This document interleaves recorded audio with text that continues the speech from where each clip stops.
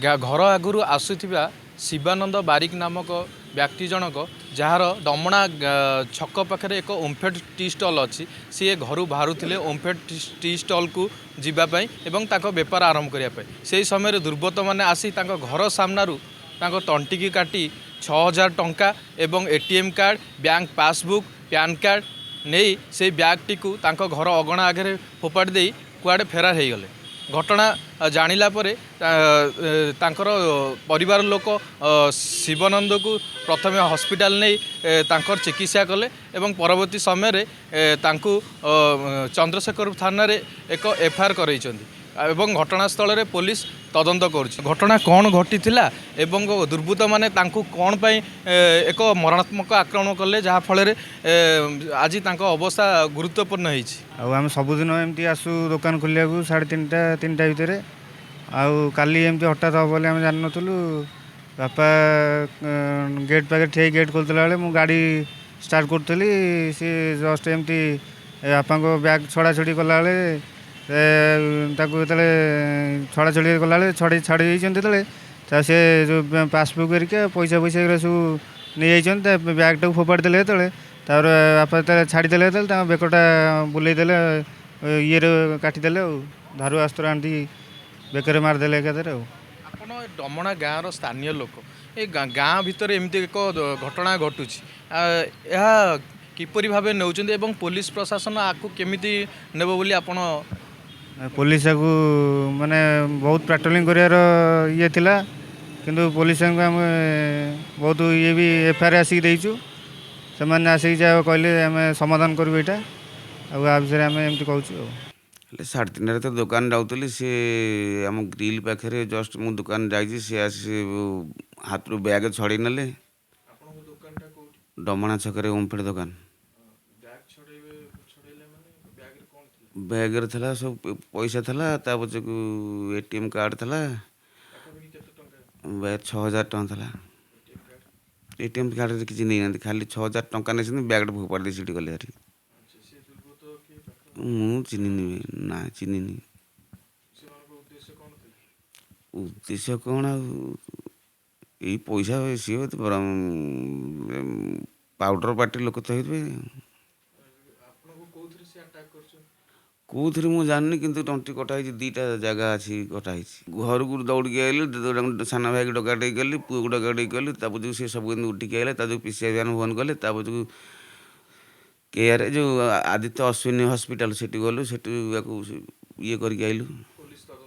हाँ पुलिस आसी राति आसला पीसीआर भ्यान आसला जाई सकाळे इन्स्पेक्टर निजे आसते सी रक्त भिजा ये आसिक सार्ट फाट सब रक्त भिजी जाइए मत डाकिले संजू कबाट खोले मु आरपटे शुई ये मत तंटी काटिदेले पैसा पतर छड़ेकी नहीं गले मु उठिक निद बाड़ रचानक उठिक हठात कौन काट पकड़े बेग कौन छिंडीगला कौन छड़ेकी नहीं गले मुझे जाकि दोतला को उठिक से जा दिहर शोते डाकिले हावड़ा छाड़ी समस्ते मिसिकी बारियाड़े दौड़ा दौड़ी गला आसिक से दुर्बृत्त मैंने पड़े गलुणी आम से ठिया से देखलु आसिलु मेडिकल पठेकरी से पीसीआर भ्यान आसला सी तार सब लेखापड़ी कौन कर ब्याग फोपाड़ी देनी आम मंदार छपुर को पैसा तक नहीं सब ना आलुओ पड़ी आम से खुंटी पाखे चलुना बारीपटे देखिए टोटाली बारीपटे सबुआड़े आलुओ कौड़े अंधार किए ना ब्याग पैसा नेला ब्याग कौन दरकार ब्याग फोपाड़ी देले से आम मंदार से फोपाड़ी देले आम सकाल से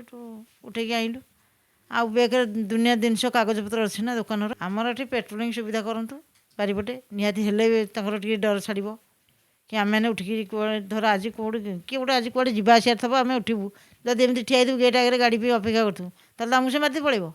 मोर जड़े सांग काली राति 3:30 बेले रीतिमत दुकान को आसला समय घर गेट आगे किसी दुर्बृत्त मरणात्मक आक्रमण कर मनी पर्स एटीएम कार्ड छड़े नहीं सी मेडिकल जाए ट्रिटमेंट होगापर घर को आसला मत फोन करते मुझे घर को घटना बुझला जिनस जे तंटी कटि जाइए भी बैंडेज खोली जाता मुझे भी निजे बैंडेज करके आपे दायी हूँ पुलिस प्रशासन फुल तांकर पेट्रोलिंग अभाव एवं ये जो चारिपट अच्छी बसी बासिंदा आमर से भाई कहते हाँ तार विशृंखला बेसी आउ किछि दिन पर भी डमणार जणकर भाईंकर किछि वर्ष पूर्वे तांकर जड़े ज्वेलरी दुकान अच्छी ସିଏ ବି ସେମିତି ଆସିଲା ପରେ ସେଇ ଗାଁ ମୁଣ୍ଡରେ ତାଙ୍କଠୁ ମାରଣାତ୍ମକ ଆକ୍ରମଣ କରି ଜୁଏଲାରୀ ବକ୍ସ ଏବଂ ମୋଟରସାଇକେଲ ଛଡ଼େଇ ନେଇଥିଲେ।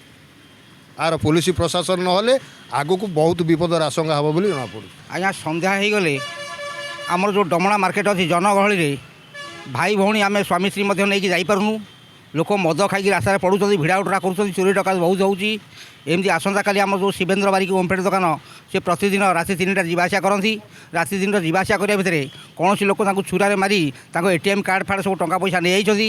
ଆମେ ବି ଏଗୁଡ଼ା ଶୁଣିକି ସବୁ ଆମକୁ ଭୟଭୀତ ହେଉଛି। ଆମେ ଡମଣା ମାର୍କେଟ କରିପାରୁନୁ।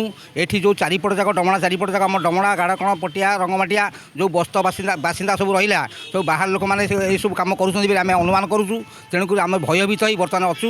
ବର୍ତ୍ତମାନ ପୋଲିସ ପ୍ରଶାସନ ଏହାର ଷ୍ଟେପ୍ ନେଲେ ଆମେ ଉପକୃତ ହେବୁ। ଏବେ ରାଜଧାନୀରେ ଦୁର୍ବୃତ୍ତମାନେ ତାଙ୍କର କାୟା ବିସ୍ତାର କଲେଣି ଏବଂ ଘଟଣା ଗାଁକୁ ମଧ୍ୟ ପହଞ୍ଚିଲାଣି। ଗାଁରେ ବର୍ତ୍ତମାନ ଲୋକ ସୁରକ୍ଷିତ ନାହାନ୍ତି। ଆମ ସହିତ ସ୍ଥାନୀୟ ର ଜଣେ ଯୁବକ ମଧ୍ୟ ଅଛନ୍ତି, ତାଙ୍କ ସହିତ ଆଲୋଚନା କରିବା। ଏଭଳି ଏକ ଦୁର୍ଘଟଣା ଘଟିଛି, ଆକୁ ନେଇ କ'ଣ କହିବେ?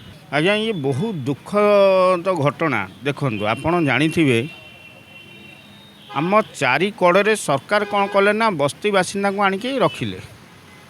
ଆପଣ ଯଦି ସର୍ଭେ କରାଯାଏ ଆପଣ ଦେଖିବେ ଗାଁ, ଆପାର୍ଟମେଣ୍ଟ, କଲୋନୀ ଏବଂ ବସ୍ତି କ୍ରାଇମ୍ ଯଦି ଅଧିକ କେଉଁଠି ହେଉଥିବ ବସ୍ତି। ଆମ ଚାରି କଡ଼ ଯାକ ଆଜ୍ଞା ବସ୍ତିରେ। ଆମ ଗାଁରେ ଆମେମାନେ ଦେଖି ଆସିଛୁ ଗୋଟେ ପଡ଼ିଶା ଘର ଗାଁରେ କିଛି ବି ଗୋଟେ ଅଘଟଣ ଘଟି ଯାଉଥିଲା, କିଏ ନିଶା ଖାଇ ପଡ଼ି ଯାଉଥିଲା, ତା ଗାଁରେ ଆର ପାଖ ଗାଁ ଲୋକଟା ତାକୁ ଦେଖ, ତା ବାପାକୁ ଡାକ ତାଙ୍କ ଗାର୍ଡ଼ିଆନ୍ସକୁ, ତାପରେ ତାକୁ ଜିମା ଦେବା ସେ କାହିଁକି ପିଇକି ଏଠି ଗଢ଼ୁଥିଲା।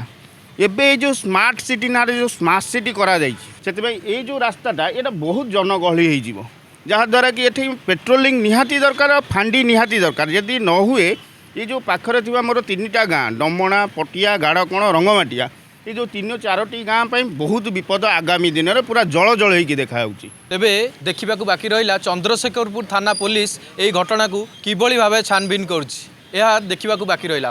ଭୁବନେଶ୍ୱରରୁ ସରୋଜ କୁମାର ରାଉତରାୟଙ୍କ ରିପୋର୍ଟ, ସୂଚନା ଟିଭି।